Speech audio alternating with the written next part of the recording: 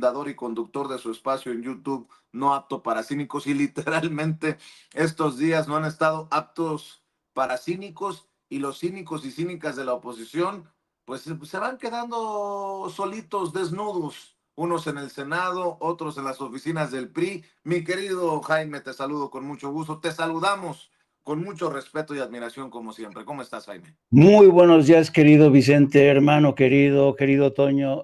Pues sí, fíjate, dices bien, se están quedando solitos en la oposición, pero quien no se está quedando solita, a pesar de las muchas maledicencias que han dicho que Claudia Sheinbaum se está quedando sola, que hay traiciones, que hay intentos por aislarla, pues hoy vimos a una Claudia Sheinbaum en un espectacular cierre de filas de el sector empresarial, de productores, de expertos.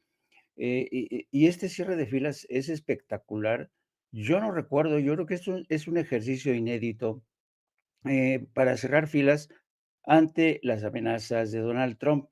Fíjate cómo son las cosas. Yo me quedo con la declaración, para mí es lo más importante que dijo hoy la presidenta, en el sentido de que no va a ocurrir, es decir, no se va a hacer realidad la amenaza de Donald Trump, por la sencilla razón de que pues representaría, ya lo dijo Marcelo Ebrard, y ya está circulando en todos los medios, la pérdida de 400,000 puestos de trabajo tan solo en Estados Unidos, y eso es un cálculo conservador. Pero a mí la parte más interesante es esta. Miren, eh, quienes conocen a Donald Trump, incluido su principal asesor de seguridad nacional, que es Mike Valls. Mike Valls, por cierto, acaba de poner un tuit diciendo que, ya ven, todo el mundo tiembla cuando el presidente da un golpe en la mesa, porque saben que el presidente no va a permitir el caos y el desorden en el mundo. Y todos los que conocen a Donald Trump saben que cada vez que va a entrar a la Casa Blanca a asumir el poder, utiliza la estrategia de la máxima presión a sus contendientes, a sus negociadores, con el fin de llegar con la ventaja a la hora de negociar, ¿no? La agencia Reuters especuló ayer en el sentido de que Trump estaba llegando con este tipo de amenazas, incluso para ver si en el 2016, cuando se tiene que revisar el tratado comercial entre México, Estados y Canadá, se renegocia más allá de la simple revisión, que es lo que está contemplado. En cualquier caso, yo creo que lo que pierde de vista el equipo cercano de Donald Trump, que está diciendo, ya ven, nuestro jefe es fuerte, nuestro jefe pone firmes a todos, no contaban, uno, con que vivimos, porque fue hace 4 años el que estuvo en el poder. Estamos en un mundo más complejo y más peligroso, ¿no? Y número dos, estamos, en el caso de México, ante una jefa de Estado que, en comparación con López Obrador, no es nada fresa, no es nada fresa. Y de hecho, estaba viendo desde ayer la respuesta de Claudia Sheinbaum causó sorpresa, admiración, se fue a las primeras planas de todos los diarios, de todos los informativos. Hay un sector del Partido Republicano que está enojado con Claudia Sheinbaum, pero hay otro que está enojado, pero al mismo tiempo admiran el arrojo de la presidenta de México. Esto dice mucho, ¿no? Esto dice que no es lo mismo López Obrador que Claudia Sheinbaum. Y el equipo de Donald Trump tiene que prepararse porque Claudia Sheinbaum es una mujer obsesionada, es una micromanager, está obsesionada con hasta el último detalle. Yo ya me imagino al grupo cuando se reúnan con el presidente Trump, el torrente de datos que le va a llevar Claudia Sheinbaum para decirle, a ver, ¿de dónde saca usted que México no ha hecho nada, señor Trump? Con todo respeto, hemos hecho hasta lo imposible por frenar las caravanas de migrantes. Hemos invertido dinero, cosa que ustedes no han hecho, a pesar de las reiteradas peticiones, primero a su gobierno y después al del presidente Biden. ¿Se acuerdan que pedían primero 4,000 millones, luego otros 4,000 millones a Biden, luego López Obrador terminó pidiendo 20,000 millones de dólares? Se burlaron los republicanos, se burlaron los demócratas, sí se burlaban, pero al mismo tiempo estaban invirtiendo en una guerra en Ucrania que por lo visto no va a servir de nada, porque todo parece indicar que cuando llegue Trump van a llegar a un acuerdo con Rusia. Y por otro lado, ayer vimos cómo Biden fue forzado a presionar a Netanyahu para decretar un alto al fuego en Líbano, no así en Gaza y Cisjordania. Así es que yo creo que la actuación de Claudia Sheinbaum no debe de verse como algo reactivo. No, yo creo que detrás de la acción y la decisión estratégica de Claudia Sheinbaum hay todo un cálculo político que a mí me está sorprendiendo mucho, la capacidad estratégica de Claudia Sheinbaum al decirle, vamos a sentarnos. Y me llamó la atención también, querido Vicente, querido Toño, este intercambio con las reporteras de Bloomberg, que si se dieron cuenta, las reporteras de Bloomberg están, diríamos, armadas, equipadas para hacer preguntas que tienen mucho que ver con la lógica con la que funcionan las calificadoras. Y siempre terminan topándose con pared, con muro, cuando se enfrentaban con López Obrador y ahora con Claudia Sheinbaum, porque, y se los dijo hoy Claudia Sheinbaum, dice, es que yo no entiendo el modelo que ustedes aplican que no tiene nada que ver con nuestro país. En su modelo, por ejemplo, ustedes ya están adelantando la imposición de aranceles, dice, algo que yo creo que no va a suceder. Y yo creo que si hacemos un recuento de la gente, de los analistas más importantes que conocen a Trump, la mayoría coincide en señalar que los aranceles no se van a aplicar. ¿Por qué? Porque se trata de una simple estrategia. El problema que tiene ahora Trump es que llega con una estrategia vieja. Es una estrategia que ya aplicó en la anterior ocasión y es una especie de ahí viene el lobo que utilizó en la primera ocasión, y hoy ya México sabe que ese ahí viene el lobo, pues no se corresponde con la realidad, ¿no? Y yo creo que Donald Trump, evidentemente, lo que quiere causar, según asesores que le rodean, crear esta sensación de que Trump va a tomar medidas incluso impensables, alocadas, ¿no? Pero eso es lo que quiere él que creamos, ¿no? Porque esa es su estrategia negociadora, esa es su estrategia negociadora, y vuelve a sacar el viejo manual que sacó antes de entrar a su primer mandato. De tal suerte que, por un lado, me Oye, sorprende. Jaime, Dime. y a mí lo que me sorprende es que en la oposición, fíjate, yo pensaba que iban a tener un poquito de decencia, pero que en la oposición en México le quieren ayudar a Trump.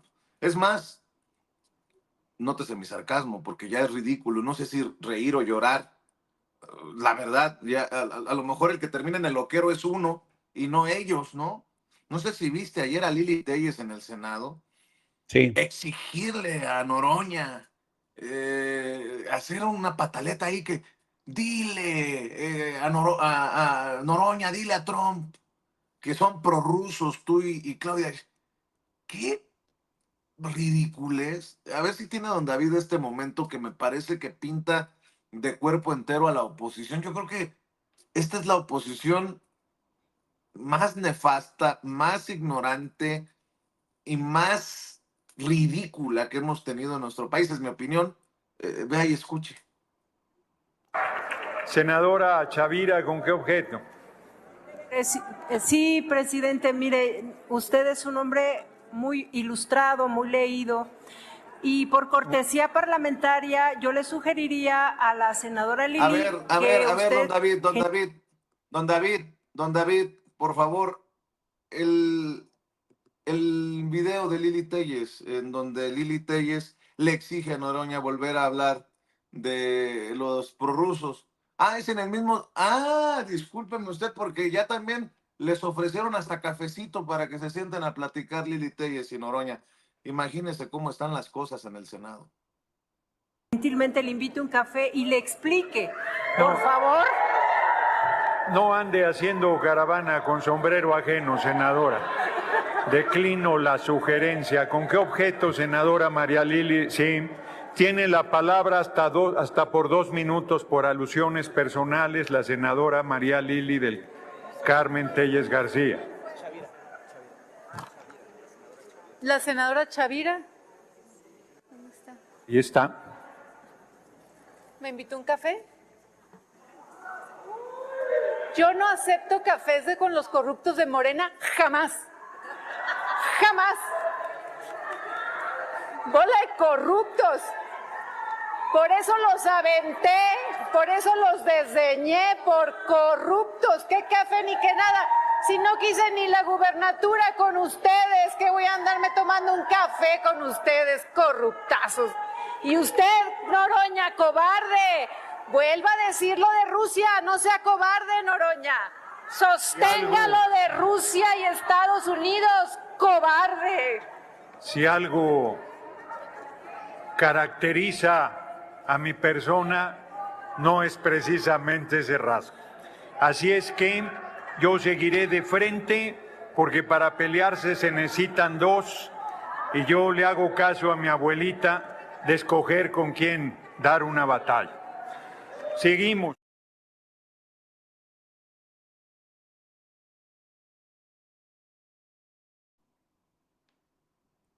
Bueno, yo había escuchado otro encontronazo ahí. Hay un mensaje de Lili Telles a Trump, don David. Estados Unidos. No esperen, señor Trump y señor Marco Rubio, no esperen de Morena una acción contra los cárteles que trafican con droga y con migrantes, porque son los socios de Morena, son los socios del partido que llevó a la presidenta al poder. No esperen que procedan contra ellos, no esperen que Claudia, la autoritaria en Morena, promuevan y respeten el libre comercio ni la democracia, porque esto que está pasando en México es que en este momento México está capturado por una pandilla que está en el poder, que son unos... Senadora, nuevamente, respetuosamente, la culminamos a atenerse al tema, por favor, de la intervención. Señor Trump y señor Marco Rubio, no espere que el gobierno de Morena apoye al mundo libre y a la democracia. México en este momento está en poder de una camarilla, de un grupito de narcoizquierdistas que lo que menos harán es proceder contra los criminales. Insisto, porque son sus socios. Déjeme entrar aquí, don David. Mi querido Jaime, por si acaso no se había enterado Trump o Marco Rubio, hay narcoizquierdistas gobernando México. Lo digo con todo el sarcasmo. Pero no es la única Lili Telles. Estaba viendo a este escritor, Francisco Martín Moreno, que no sé por qué le siguen dando columnas de opinión, por ejemplo, en el periódico Reforma, que ayer publicó esta, perdón por la expresión, es muy temprano, esta mamada. Le puso la trampa perfecta. Cuando enfrentemos la tormenta perfecta, López Obrador resurgirá después de ordenar una nueva reforma constitucional para destituir a Sheinbaum y surgir como el Salvador de México. AMLO, el misógino, acusará a su sucesora de no haber sabido salvar la enorme cantidad de obstáculos que él mismo colocó aviesamente. Ella quedaría como la responsable de la catástrofe que él mismo provocó para garantizarse su regreso al poder. Que soy novelista y amante del poder de la mentira, pues poco vivirá quien no lo lea, no lo vea. La trampa perfecta está tendida. AMLO bien podría sustituir legalmente a Sheinbaum en la presidencia para rescatar al país del caos que él provocó. ¿Novela? ¿Qué es esto, Jaime? O sea, ¿vamos a ponernos serios? Estamos ante la posibilidad, parece que la presidenta lo va a buscar a toda costa que no se dé, que es una guerra comercial. Estamos a la puerta de la deportación masiva que ha prometido Trump de Estados Unidos a México, y estos pendejos y pendejas con sus pendejadas. ¿Para qué voy más lejos, mi querido Jaime Hernández? Yo creo que tanto Francisco Martín Moreno como, bueno, primero, yo creo que vale la pena diferenciarlos, ¿no? Yo creo que Lili Téllez es una mujer que ha hecho del Senado su propio foro, su propio escenario de reality show. Ya cada quien que ve a Lili Téllez sabe que, o sea, es una mujer tremendamente, profundamente ignorante. Es vergonzoso el grado de ignorancia de esta mujer. No tiene una idea, se ve que Lili Téllez no lee, no estudia, y algo que es realmente preocupante, porque una representante del Senado mexicano que no está pendiente de la información, porque en los tiempos que vivimos, la información está cambiando a una velocidad impresionante, y eso nos consta a ti, nos consta a todos los periodistas que estamos cubriendo esta etapa, porque no solamente es el caso de México, sino el caso del mundo entero, ¿no? Y yo creo que una senadora que no se informa, que es tremendamente inculta y desinformada, es una vergüenza realmente para el Senado de México. No debería de estar ocupando un escaño. Y por eso este tipo de soflamas que lanza y luego se lanza contra Noroña, que es el ser más capaz para rebatir, para neutralizar a sus opositores. Pero como dice Noroña, su abuelita le ha dicho, le ha aconsejado con quién pelearse y con quién no, y no le merece la pena agarrarse del chongo con la Lili Téllez. En el caso de Francisco Martín Moreno, yo creo que Francisco Martín Moreno es un hombre que conoce el mercado editorial y sabe que hay gente que está emponzoñada, está envenenada y realmente cree lo que escribe Francisco Martín Moreno. Esta gente vive de sembrar odio, se benefician, sacan dinero, generan recursos de vender odio, de sembrar odio. No importa que las teorías, las tesis que ofrezcan sean de lo más disparatadas, ¿no? El nombre del juego para Francisco Martín Moreno es sembrar el odio. Y créeme, Vicente, hay gente que sigue odiando a estas alturas a López Obrador y compra este tipo de historias. Tengo amigos que a veces me cuesta trabajo tolerarlos, pero tengo amigos que están convencidos, amanecen todos los días esperando leer el Reforma para creerse este tipo de cosas. Entonces, porque vivimos en un mundo hoy donde es más creíble la mentira que la verdad, y esa es la realidad, ¿no? Pero por fortuna, al frente está una mujer que conoce el ambiente mediático, sabe en qué aguas está navegando, sabe de la complejidad en las relaciones con Estados Unidos y sabe precisamente la serie de, porque hay que tener en cuenta una cosa, Vicente. Podrá decirse que Trump a lo mejor se está lanzando aquí con soflamas, con amenazas que ya sabemos que al final no se van a cumplir al 100%. Vamos a ver en qué se quedan, porque tenemos que ver en qué termina este proceso de negociación con el que siempre Trump quiere empezar con una ventaja de salida. Pero tampoco hay que olvidar, Vicente, que Estados Unidos y México y Canadá están pasando por un proceso, por un periodo en el que hay ciertamente, hay una serie de amenazas tangibles. Y te voy a poner un ejemplo. A veces es mejor poner un ejemplo para que nuestra gente, nuestro auditorio se dé cuenta de cuál es el verdadero peligro y un peligro al que le siguen haciendo el caldo gordo gente de la oposición en México. Me refiero al PAN, me refiero a Marquito Cortés, toda esta gente, Lili Téllez, toda esta gente. Bueno, te pongo un caso que es quizá el más patente. Actualmente, en México no se conoce mucho de esto, pero actualmente en Pakistán se están viviendo una serie de protestas, ha habido muertes, ha habido enfrentamientos violentos de los seguidores del presidente Imran Khan, que fue depuesto en el año 2022. Imran Khan era un exjugador de cricket muy famoso, muy querido por todo el pueblo en Pakistán. Llega al gobierno y Imran Khan comete un pecado. Dice que aparte de Estados Unidos, él quiere tener alianzas con Rusia y con China. Se da la circunstancia de que Una vez que realiza un viaje a Moscú para entrevistarse con Vladimir Putin, a su regreso es depuesto por la oposición en un operativo comandado por la CIA y Estados Unidos. A Estados Unidos no le pareció gracioso que el señor Khan dijera que su país era un país independiente que podía negociar con China y con Rusia por su lado.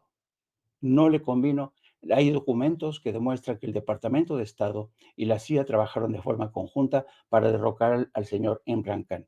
Esto fue en el 2022, coincidiendo con el avance de las tropas de Vladimir Putin sobre Ucrania. Bueno, ¿qué es lo que ha pasado desde entonces? Desde entonces siguen habiendo protestas, muertos, hay una revuelta separatista de Beluchistán, también en Pakistán. ¿Por qué?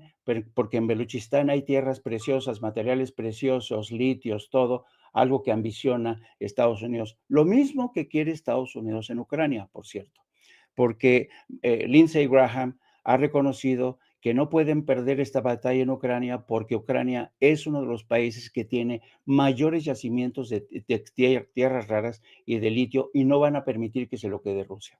Entonces, ofrezco estos dos ejemplos para que vean ustedes lo sinuoso del terreno que va a atravesar Claudia Sheinbaum. Hemos visto que la presidenta de México ha dicho, México es un país libre y soberano y puede negociar con el país que ella quiera. Ha puesto como ejemplo la Unión Europea, ha puesto como ejemplo China, pero ella sabe bien que tiene que respetar un acuerdo comercial con Estados Unidos, no puede pelearse con Estados Unidos.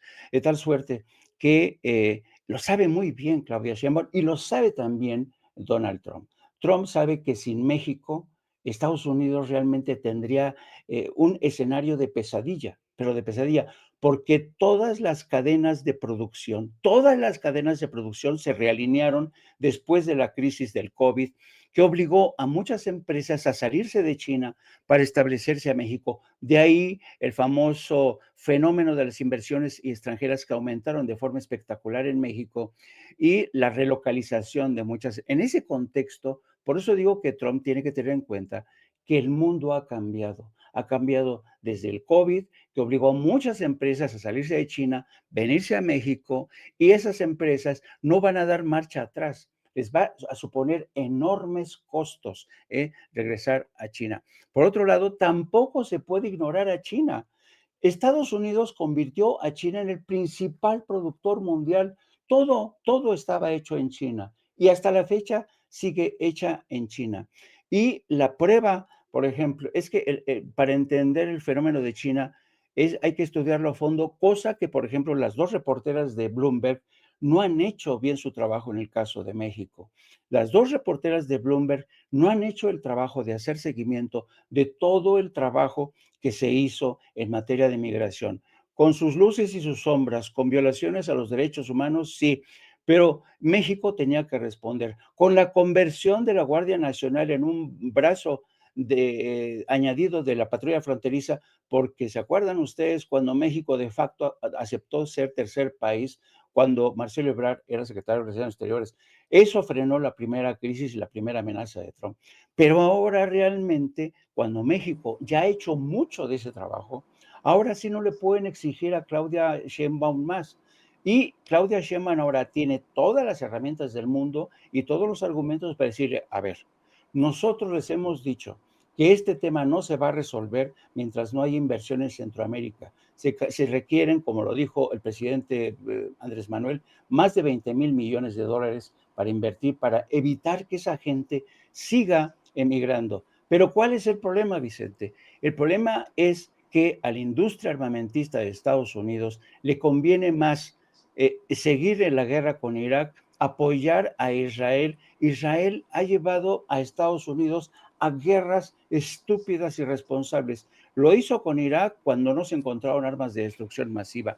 Y lo quiere hacer ahora con Irán. Quiere arrastrar a Estados Unidos a un enfrentamiento con Irán y va a insistir con Trump en este sentido. Claro. Entonces, imagínate, con todo eso que va a llegar Trump, toda esa complejidad, va a aplicar una estrategia tan simple de reclamo para imponer unos aranceles que se le puede revertir. Yo creo que las cosas han cambiado y la gente que respalda y asesora a Trump debería saber.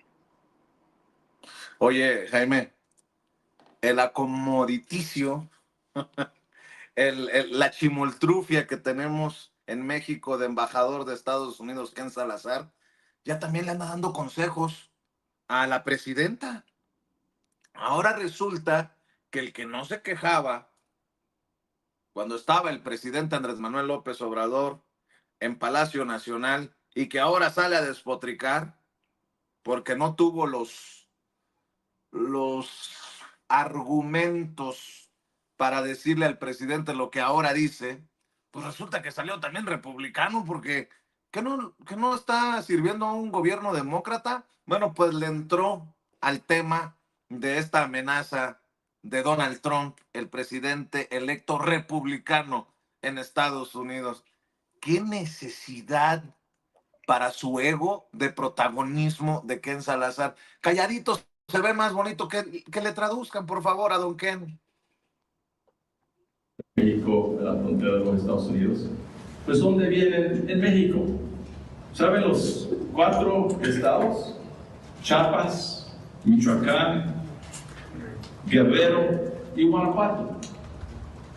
¿Por qué se está saliendo tanto mexicano de esos estados? Es porque se requiere la seguridad. Eso es la realidad de México que se reconoce donde quiera. Entonces, ¿qué es lo que yo hago como recomendación así a la presidenta Sheinbaum y su equipo, a Ramón de la Fuente y además de su equipo?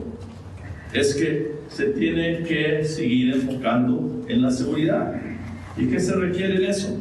Se requiere que se pongan recursos. Cuando la presidenta Sheinbaum era la gobernadora de la Ciudad de México. A ver, Jaime, no es meterse en cosas que no le corresponden. Y yo creo que la presidenta anda muy ocupada en estos momentos como para responderle al empleadillo, ¿no? Al embajador de Estados Unidos en México. Pero nosotros sí tenemos que decirlo, ¿no? Que se mete en cosas que no le corresponden. Ahora, que inviertan, dice.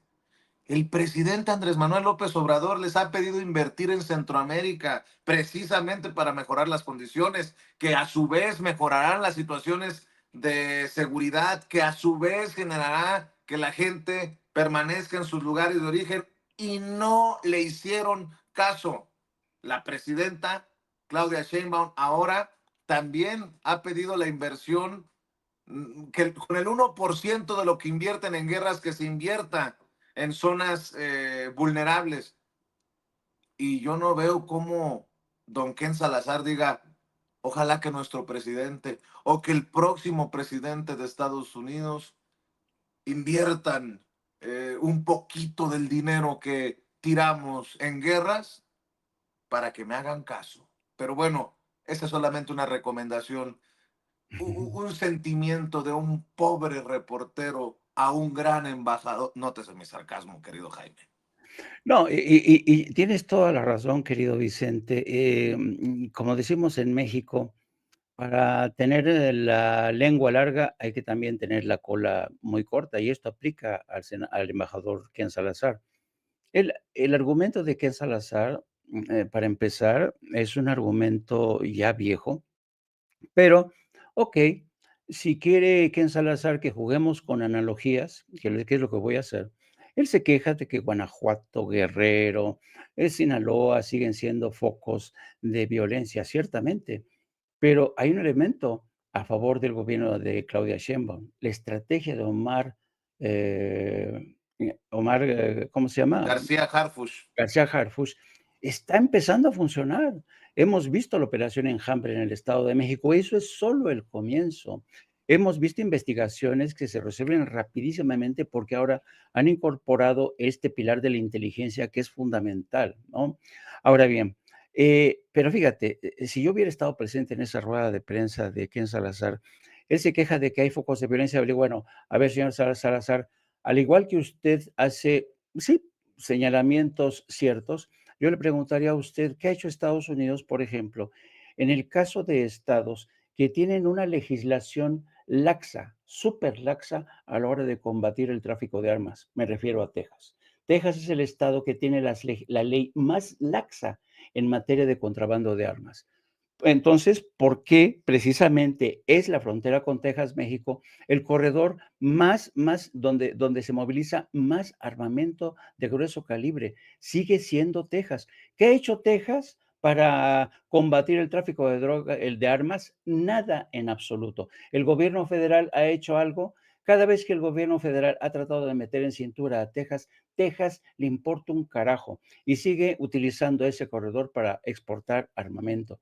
Así es que de los dos lados hay temas que atender, señor Salazar, y usted se llena la boca criticando a México, pero primero, el tema del armamento. Número dos, por más que ustedes decapiten, realicen operaciones encubiertas para llevarse a líderes legendarios como el Mayo Zambada de Estados Unidos, que ha causado una enorme carnicería y daño entre la población civil en Sinaloa, por más que ustedes terminen con las cabecillas, va a seguir el problema de la demanda de la droga en Estados Unidos. Richard Nixon, fíjate, desde Richard Nixon se implementó una guerra contra las drogas que hasta la fecha es un fracaso total. ¿Por qué? Porque lo que no se ha combatido son las razones, la raíz de ese problema. Hemos visto en la cárcel a los dueños de los laboratorios Purdue Pharma, que fueron los responsables, que fueron el detonante que desató esta crisis de adicción al fentanilo. Fue Purdue Pharma quien sacó al mercado este medicamento a base de oxicodín. Eso fue lo que detonó la crisis de los opiáceos del fentanilo. ¿Qué ha pasado con la familia Sackler, los dueños de Purdue Pharma? Nada. ¿Han metido a alguno de sus directivos? Nada. Están negociando con el Departamento de Justicia una multa. ¿Qué ha pasado con los dueños de los bancos, los presidentes, los ejecutivos de la banca estadounidense, donde se lava todo el dinero del narco? ¿Hay algún directivo, hay algún presidente ejecutivo de la banca en la cárcel por haber lavado dinero que está penado? No hay ninguno, Vicente. Entonces, cuando Ken Salazar viene a dar clases a México de cómo se tiene que combatir la violencia, debería empezar por reconociendo, y lo reconocen, pero ¿sabes cuál es el problema? Que no hacen nada en absoluto. Entonces, esta locura de venir a reclamar a México porque no se hace lo suficiente, porque incluso no nos aceptan el dinero, López Obrador no quiso aceptar dinero, una mierda de dinero, 70 millones de dólares, creo, una miseria que no servía para atender nada. México invierte más de 1,000 millones de pesos en América Central con programas como Sembrando Vida, para tratar de arraigar a la gente, para tratar de la gente que no siga emigrando o buscando el American Way of Life en Estados Unidos. México ha puesto mucho y más de su parte para tratar de frenar este fenómeno migratorio, pero mientras no tenga la colaboración leal y honesta de Estados Unidos, está condenado al fracaso este esfuerzo. Oye, querido Jaime, si me permites para cerrar, yo sé que lo ha abordado Toño desde temprano, que lo ha abordado el propio César Gutiérrez Priego desde las redes sociales, que hay compañeros que le han, como siempre, abierto las puertas a César para que busque darle réplica a Televisa, pero pues uno se da cuenta que hay intenciones desde los grandes medios de desinformación o de manipulación, como les llama el presidente Andrés Manuel López Obrador, de cargar los dados rumbo a la elección de jueces, ministros y magistrados el 1 de junio del próximo año, en esto que forma parte de la reforma al Poder Judicial. Ayer, y vuélvamelo a poner, don David, en Televisa, nada mencionaron de Roberto Gil Suárez, que formaba parte del grupillo de Felipe Calderón, y que Roberto Gil Suárez, como el secretario particular del presidente Calderón, tampoco se dio cuenta de las cochinadas que hacía Genaro García Luna, que tuvo problemas con la ley en España. No, y vean, escuchen lo que dice la reportera de la niña que nunca existió. Yo creo que a estas alturas, ¿cómo estará Frida Sofía? Yo creo que ella debería de ser una adolescente, no te dé mi sarcasmo, luego de aquel sismo, cuando Daniel de Iturbide se inventó y le dio vuelo a esto de una niña que nunca existió, pues arremete, así lo entiendo yo, contra nuestro amigo el abogado César Gutiérrez Priego, quien también ya se registró para buscar ser ministro de la Suprema Corte de Justicia de la Nación. A ver, otra vez, don David, échalo. Gil Suárez, exsecretario particular del expresidente Felipe Calderón y exlegislador del Partido Acción Nacional, César Gutiérrez Priego, penalista e hijo del general Jesús Gutiérrez Rebollo, quien fue director del Instituto Nacional para el Combate a las Drogas y detenido por dar protección a Amado Carrillo. Ricardo. Fíjate, me da mucho coraje, me da mucho coraje, y qué bueno que el querido César ya esté respondiendo y esté exigiendo su derecho de réplica. Qué bueno que publica este mensaje el querido César en redes sociales, una respuesta a Televisa. Pero ojo que se viene con todo la guerra desde los medios tradicionales, desde los medios corporativos, para intentar denostar a personajes como César Gutiérrez Priego, a quien le digo que es mi hermano, que lo quiero mucho, que es mi amigo, que siempre me ha demostrado gran lealtad y gran amistad, y su sentido de la amistad, tú lo sabes, Jaime, pues hasta a uno llega a sorprenderlo, es amigo del amigo, y que escribe toda mi solidaridad para César por la mamarrachada, la grosería que publicó Daniel de Iturbide en Televisa. Dice, mi respuesta a Televisa: el día de hoy Noticieros Televisa, a través de Daniel de Iturbide, hicieron mención de mi registro como candidato a ministro de la Suprema Corte. Durante la cápsula, mientras al panista Roberto Gil Suárez le resaltan su carrera política como secretario particular de Calderón,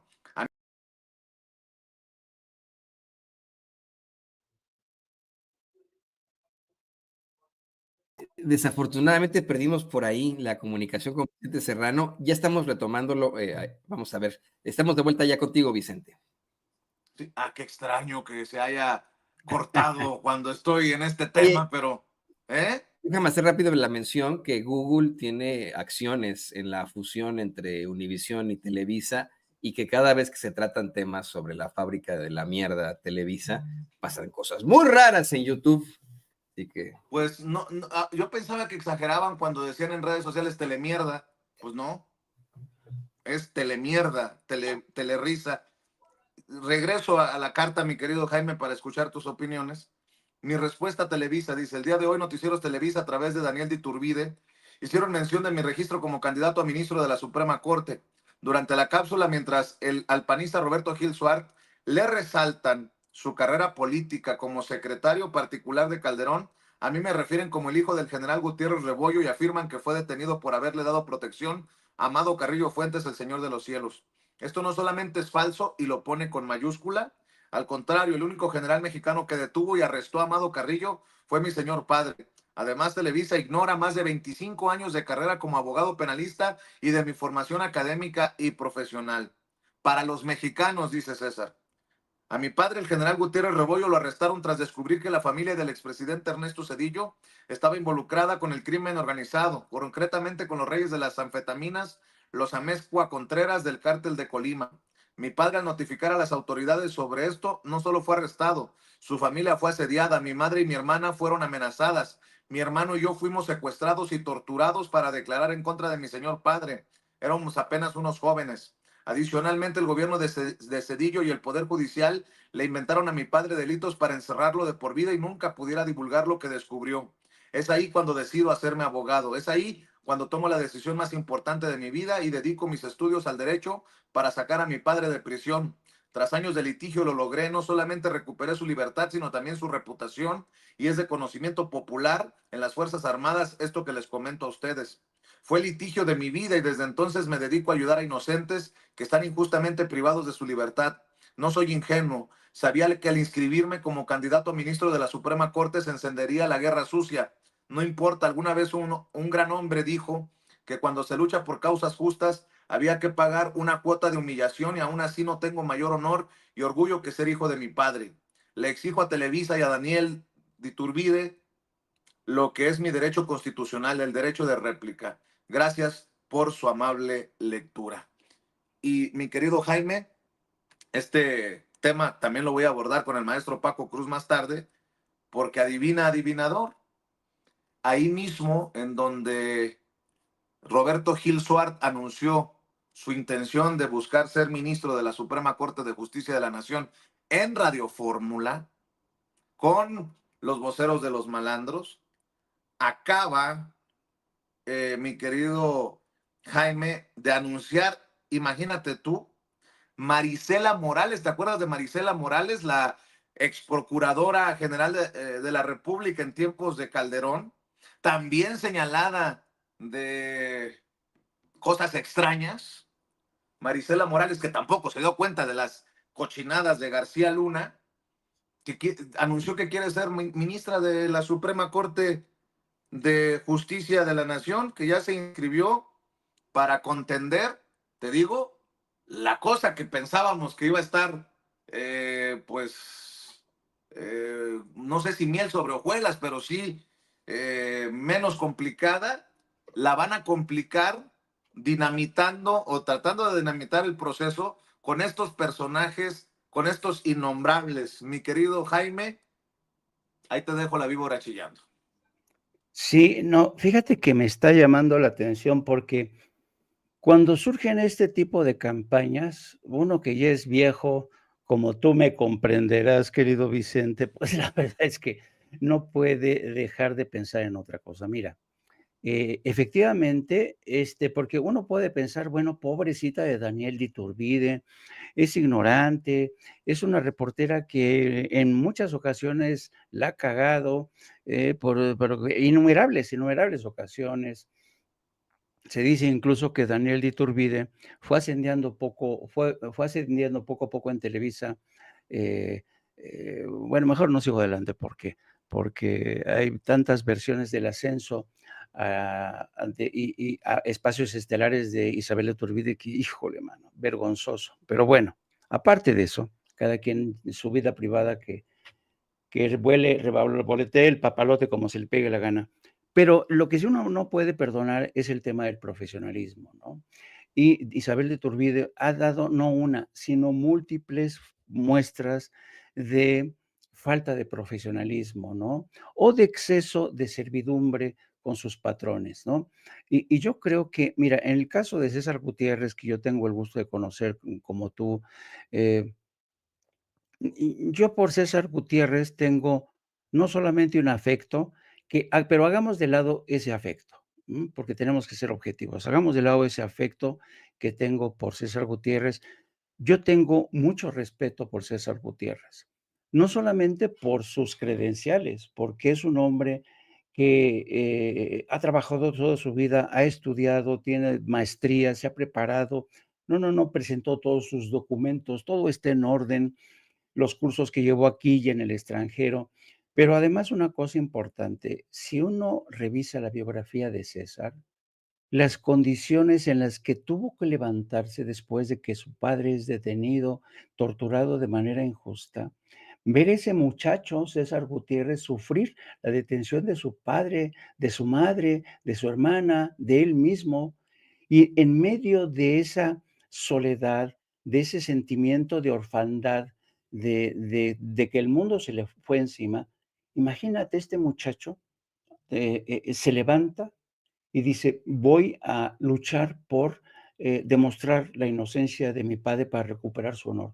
Eso, Vicente, a mí me produce me conmueve, pero sobre todo, para mí despierta, un respeto, que va más allá del cariño que siento por César. ¿Por qué? Porque él es muy joven, él es muy empático, él es, como tú dices, muy amigo de sus amigos, porque, ¿sabes por qué? Porque César Gutiérrez es muy humano. Y desde mi punto de vista, solo por eso, César Gutiérrez merece la oportunidad de estar ahí, como magistrado de la Suprema Corte. ¿Por qué? Porque es un magistrado, si llega a convertirse en magistrado, es un magistrado que habrá experimentado en carne propia, la injusticia, el horror que cometió muchas veces la justicia, el abuso del poder, del entonces presidente Zedillo. Entonces, yo creo que esto que hace Televisa es lo más miserable del mundo, de verdad, es miserable lo que están haciendo. Pero no solamente eso, Vicente, si tú te das una vuelta por lo que está ocurriendo ahorita en los medios, por ejemplo, hace rato Ciro Gómez Leiva estaba hablando de Marisela Morales, en que sí tienen que entrar Marisela Morales, y ves ya esta campaña que se está moviendo a través de Telefórmula, de incluso también está entrando ahí Carmen Aristegui. Yo estaba sorprendido ayer del tiempo que le concedió Carmen Aristegui para entrevistar a Santiago Taboada, para hablar de la promesa que supone la conformación del nuevo partido en México, ¿no? Con el Santiago Taboada, que ya se aproximó, todos estos personajes, Chucho Zambrano, toda esta gente, Guadalupe Acosta Naranjo, que quieren formar un nuevo partido porque según ellos tienen que arreglar las cosas porque México se está cayendo, tienen que salvarlo de Claudia Sheinbaum, la autoritaria. Y ahí tenemos a Beatriz Pajes Rebollar, tenemos a Típica, tenemos a Carmen Aristegui, tenemos a Ciro Gómez Leiva, tenemos a Joaquín López Dóriga, y esta es una campaña precisamente para tratar de colocar en posiciones claves a sus amiguetes de ayer. Yo recuerdo a Marisela Morales como cuando fue procuradora, es increíble de verdad el grado de servidumbre de Marisela Morales frente a Estados Unidos.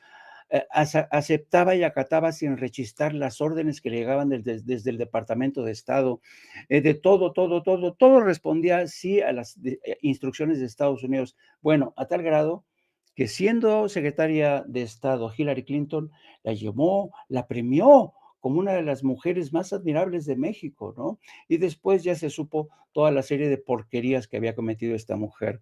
Están tratando de recuperar cartuchos quemados para tratar de ver si de ese viejo inventario sacan algo nuevo para seguirlos colocando en posiciones claves como el impresentable de Gil Swart, un hombre que tendría que explicar de dónde ha salido esa riqueza que tiene, de dónde le ha salido, ¿no? Los casos de las acusaciones que tiene pendientes en España, en fin, pero ahí no se mete Televisa, ahí no se mete Televisa.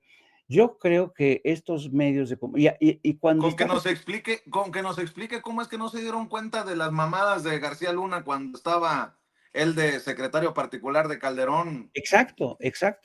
Pero, ¿sabes qué? Cuando estaba yo escuchando, es que yo no podía creer que ayer, ahora lo creo, ¿no? Pero Carmen Aristegui le estaba dando tanto tiempo a Santiago Taboada, uno de los personajes más siniestros que han estado en la Ciudad de México como mi integrante del PAN, de este cártel inmobiliario. Dije, bueno, ¿por qué está haciendo esto Carmen Aristegui? ¿Por qué le está dando tanto tiempo? La gente del cártel inmobiliario se están convirtiendo ahora en los nuevos benefactores de estos espacios de comunicación. ¿De dónde está? Dime. ¿Quieres ver cómo ni Ciro se atrevió a tanto con el tema de Taboada? Porque dices, Carmen, ¿cómo se atrevió Carmen? Pues no sabemos cómo se ha atrevido Carmen, pero ya ni Ciro. O sea, para que veas. Exacto. O sea, a ver, ¿qué pasó hace rato, don David, en Radio Fórmula? Como integrante del nuevo Comité Ejecutivo Nacional del PAN. Nosotros vamos a hacer una oposición que no les deje pasar una a este gobierno. Y así nos vamos a mantener. Porque ya lo hicimos. No lo pueden detener. En el 88 tuvieron una formidable elección con un formidable candidato, tuvieron formidables legisladores, y en el 94 también tuvieron una campaña formidable, con un candidato formidable, y parecía que estaban cerca de que ocurriera algo distinto. Lo que ocurrió en el 97 hoy, y lo escribí creo que ayer en el periódico, en el Excelsior, yo veo un PAN que no los entusiasma ni a ustedes, Santiago. Yo te voy a decir una cosa, estamos muy entusiasmados quienes estamos teniendo hoy la oportunidad generacionalmente de vivir y de hacerle frente a este nuevo gobierno. Nosotros no la habíamos tenido antes, Ciro, pero sí decirte algo. Y aprovechando que tú dijiste del extraordinario candidato en las elecciones del 88. Él acuñó una frase que decía que solo estaba derrotado aquel que dejaba de luchar. Y nosotros no estamos derrotados, Ciro, Nosotros queremos seguir luchando y le vamos a plantar cara al gobierno. Así que, parafraseando al Maquío, nosotros no estamos derrotados y vamos a seguir luchando por México y porque quienes creemos y por quienes tenemos una responsabilidad hacia lo que viene y queremos un país que hoy lamentablemente lo estamos viendo cómo lo están destruyendo con el Poder Judicial, con el INAI, con la seguridad y ojo, ahí viene la economía, Ciro. Ya lo platicaremos en otro momento, pero vamos a ver los apretones económicos derivado de un mal planteamiento presupuestal y prácticamente una nula inversión en este país, porque Morena, lamentablemente después ya de 6 años, empezó a darle a este país los peores años de su vida. Gracias Santiago. Gracias, Ciro. Santiago Taboada, gracias, nos vemos No emociona el PAN ni a ustedes mismos. Bueno, por otro digo que ni Ciro se atrevió a darle manga ancha a Santiago Taboada, querido Jaime, entendió el que entendió. Sí, no, pero es increíble, ningún cuestionamiento de Ciro a Santiago Taboada, que por cierto tendría que aclarar el tema de su patrimonio, porque viste este ejercicio que hizo el Canal 11 de investigar precisamente los bienes, los saberes de Santiago Taboada, se enfrentó a pura documentación testada, no se sabe a ciencia cierta cuántos apartamentos, si tiene casas, dónde tiene inversiones. Son una punta de sinvergüenzas esta gente. Y esto de, parafraseando a Maquío, dirás amortizando, tratando de seguir amortizando a Santiago a Maquío. Esta gente que sigue viviendo de la honradez, del empuje de un hombre como Maquío, que efectivamente fue un referente de la derecha del PAN, y que esta gente lo sigue malbaratando con su actuar, además, son gente tan realmente, ve las investigaciones que se están realizando contra Lía Limón, o sea, son una panda de ladrones toda esta gente. Yo estoy de acuerdo en algo con Santiago Taboada. Hay un relevo generacional en el PAN, nada más que ahora quedaron en control del PAN los mafiosos del cártel inmobiliario. Bueno, así nada más. Oye, Jaime, si me permites, maestro, antes de pedir tus redes sociales y agradecerte siempre tu generosidad, quiero cerrar diciendo, si me permiten, ante el ataque, porque eso fue un ataque, y grábeme, don David, de Televisa, ante el ataque de Televisa y Daniel de Iturbide en su espacio matutino en la empresa de Emilio Azcarra Gallán y de Bernardo Gómez contra César Gutiérrez Priego, el abogado César Gutiérrez Priego, quien además de ser amigo es ya un aspirante registrado al proceso de elecciones que nos dejará a ministros y ministras de la Suprema Corte de Justicia de la Nación el próximo 1 de junio del 2025. Quiero decir que esto es una falta de respeto al general Gutiérrez Rebollo y a mi amigo César Gutiérrez Priego por parte de Daniel de Iturbide, pero no me sorprende. Olvida la estrella de Televisa que Roberto Gil Suárez fue del grupito que nunca se dio cuenta de las cochinadas de García Luna. Queda clara la protección a Cedillo y su familia desde Televisa con la señora esta, pero ¿qué podemos esperar de la reportera de la niña que nunca existió? Cuidado, que Televisa sigue siendo la casa de los montajes, con o sin Loret de Mola. Es más, Daniel fue compañera. Loret de Mola creo que le ha aprendido muy bien al Loretito. Ya está evidenciada la estrategia desde los grandes medios de comunicación. Ojo, mucho ojo, cuidado. Y yo desde aquí le mando un abrazo a César y le voy a decir lo que le sorprendió que le dijera en cortito, aunque creo que no debería de sorprenderle porque además los hechos hablan más que 1000 palabras. Te quiero mucho, querido amigo César Gutiérrez Priego, no estás solo. Mi querido Jaime, ¿con qué te despides? Además, te pido que invites a la audiencia de Sin Censura a tus espacios. Pues me despido también. ¿Sabes qué? Yo creo que siempre vale la pena romper una lanza en favor de no solo un amigo, sino de un hombre decente de un hombre escrupuloso, de un hombre solidario, de un hombre preparado, de un hombre que desde mi punto de vista merece estar en la Suprema Corte. Y yo creo que, ¿sabes qué? Yo tengo una confianza, tengo mucha confianza de que la gente tiene claridad sobre el abogado César Gutiérrez. Yo creo que la gente ya lo conoce, ha tenido tiempo suficiente para conocerlo. Es un hombre decente, es un hombre preparado, es un hombre solidario y es un hombre que ama profundamente a su país, ama profundamente a su país. Es quizá uno de los, porque César Gutiérrez es más que abogado. Yo creo que ha descubierto esta profesión del periodismo, lo ha envenenado y se ha convertido en un estupendo analista. Es quizá uno de los analistas que mejor conoce las Fuerzas Armadas de México, conoce bien y sería fabuloso que un personaje como César, que tiene tan de cerca ese conocimiento con las Fuerzas Armadas, es un plus, sería una ganancia como magistrado en el aparato de justicia. Así es que yo le pido a la gente que por favor el próximo 1 de junio tengan en cuenta, tengan en mente esto. César Gutiérrez no es por nada. Creo que César Gutiérrez ya demostró que fue capaz de sacar el buey de la barranca cuando tuvo que rescatar a toda su familia y a su padre. Y si un hombre que ha sido capaz de eso, ¿ustedes creen que no sería capaz de sacar adelante lo mejor de México, lo mejor de las leyes, lo mejor de la justicia para todos y cada uno de nosotros? Yo confío muchísimo en que en que la gente le dará su apoyo a este hombre que además tiene otra enorme virtud. Es joven y ahí sí me da mucha pinche envidia, Vicente. Es tremendamente joven y puede ser un magistrado. No te quiero desilusionar, pero maestro, en el equipo creo que la gran mayoría somos más jóvenes que tú. Perdón. Te pusiste de pechito, maestro. Sí. Bueno, los quiero, ¿sabes? Son chavales comparados conmigo, pero los quiero un chingo y lo saben ustedes.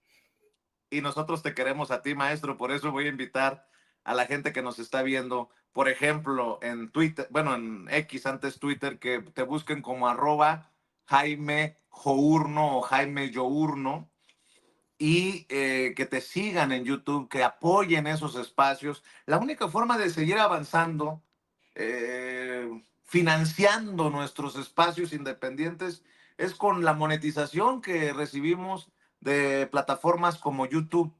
El maestro Jaime Hernández tiene un programa que se llama No Apto para Cínicos. Le pido que al canal No Apto para Cínicos lo sigan, se suscriban y que lo apoyen con superchats, con el respaldo a sus videos.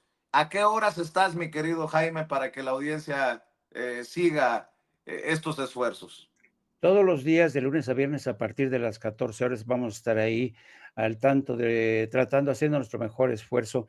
Y yo quería solamente un último comentario a propósito de lo que has dicho de la monetización. Yo creo, Vicente, que siendo en este inicio de sexenio, teniendo tan comprometido el presupuesto de la federación, que por cierto ayer se aprobó en comisiones y que al parecer va a seguir adelante, y la presidenta, a pesar de lo que dijo Santiago Taboada, van a seguir las inversiones en infraestructura, ya lo dijo esta mañana la presidenta ante las reporteras de Bloomberg, porque si viene ese bulo de que México va a crecer poco, 0 punto algo, la presidenta dice, no, nosotros no conseguimos con sus cifras, vamos a crecer y no nos vamos a quedar de brazos cruzados, vamos a seguir invirtiendo, es decir, pero sabemos que no va a haber presupuesto para redes sociales, para medios en redes sociales, y como a la gente de los grandes medios corporativos le han surgido fuentes alternas de financiamiento, me refiero a carteles inmobiliarios, me refiero a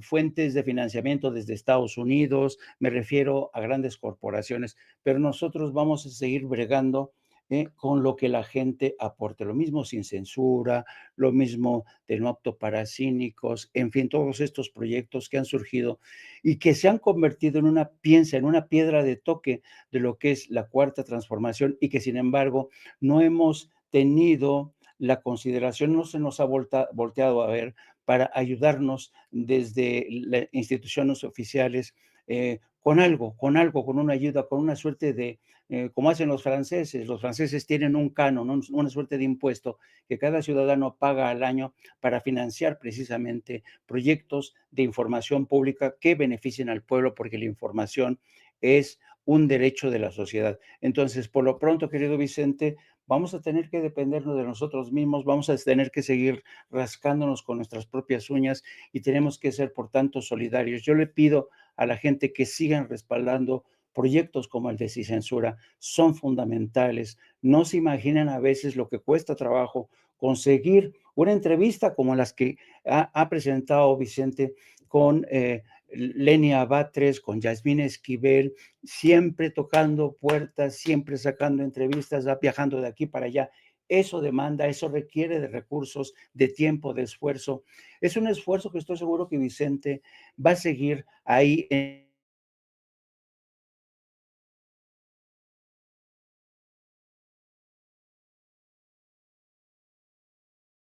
ustedes en estos momentos, lo mismo para Sin Censura que No Apto para Cínicos. Te abrazo, querido Vicente, y aquí estamos cuando tú digas.